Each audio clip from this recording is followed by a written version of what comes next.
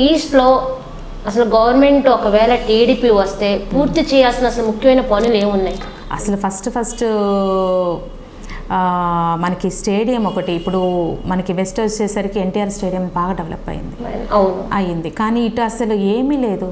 ముందు ఆ stadium develop అయితే ఇంటర్నేషనల్ స్టేడియం చేస్తే చాలా అసలు నెంబర్ 1 ప్లేస్లో ఉంటుంది. అసలు తూర్పు అయితే మెయిన్ రోడ్స్ ఉన్నాయి, అవి అంతా గుంటలు ఆ రోడ్లు వేయటం జరగట్లేదు.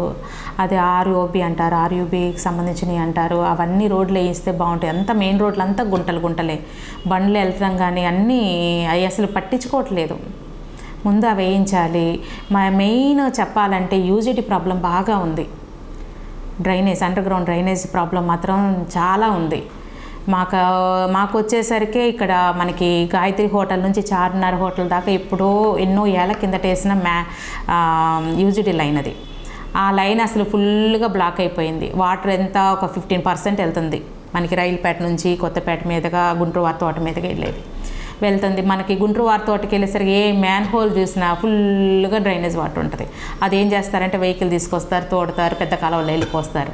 అంతేగాని అది పెద్దది అది ఆ లైన్ ప్రాబ్లం సాల్వ్ అవ్వట్లేదు. నేను వచ్చినప్పటి నుంచి కౌన్సిల్ పెడతానే ఉన్నా, క్వశ్చన్ సాల్వ్ చేయట్లేదు. అసలు పట్టించుకోవట్లేదు. అది కొత్త లైన్ వేసుకుంటే క్లియర్ అయిపోద్ది. కొత్త లైన్ వేయచ్చు కదా. ప్రజలకు తెలుస్తుంది. మేము వెళ్ళినప్పుడల్లా వాళ్ళు మాకు సమస్యలు ఫోన్ చేస్తారు.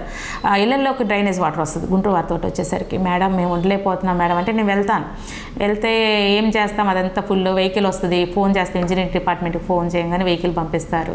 అది నీళ్ళు తోడేసి పెద్ద కాలువలో వదులుతారు. ఏంటి మేడం ఇట్లా అంటే ఏం చేయమంటారు, నేను ఎన్నో కౌన్సిల్లో పెట్టినా పట్టించుకోవట్లేదు. ఆ గవర్నమెంట్ రానియండి వేపిస్తామని చెప్తున్నారు. రేపు టీడీపీ వస్తే ఇవన్నీ సాల్వ్ చేస్తారు తప్పకుండా. అంటే ఈస్ట్లో అయితే మార్పులు వస్తాయి ఖచ్చితంగా. అంటే ఎవరిని మీరు బాబు గారు ఓకే చేసిన వాళ్ళు గెలిపించుకోవడానికైనా మీరైనా సరే గెలవడానికైనా సిద్ధంగా అయితే ఉన్నారు. ఎవరైనా సరే హైకమాండ్ ఎవరిని ఎమ్మెల్యే క్యాండిడేట్ని పెట్టినా సరే వాళ్ళకి ఫుల్ ఫ్లెడ్జ్గా పనిచేసి వాళ్ళని గెలిపించుకొని ఈ తూర్పు వైపు అభివృద్ధి పదంలో తీసుకెళ్లే దిశగానే ఉన్నాం మేము.